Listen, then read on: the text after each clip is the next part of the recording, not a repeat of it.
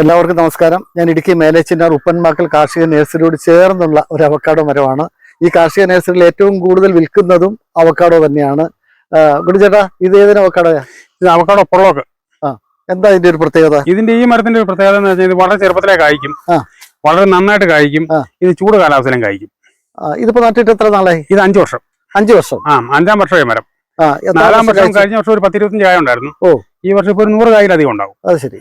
അപ്പൊ നിറച്ച് കായ്കൾ ഇങ്ങനെ പടർന്ന് നിൽക്കും. ഒരു അവക്കാഡോ നമ്മൾ നട്ടാൽ എത്ര ഏരിയയിലൂടെ അത് പടരും?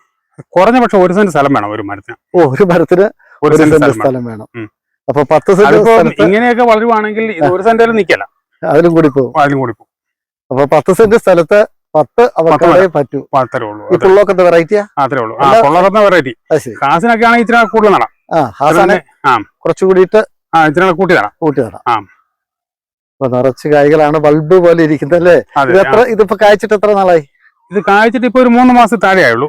വെള്ളം എടുക്കാൻ എത്ര നാൾ കഴിയും? ഒരു 3 മാസം കൂടെ കഴിയുന്നു. 3 മാസം കൂടി കഴിയും.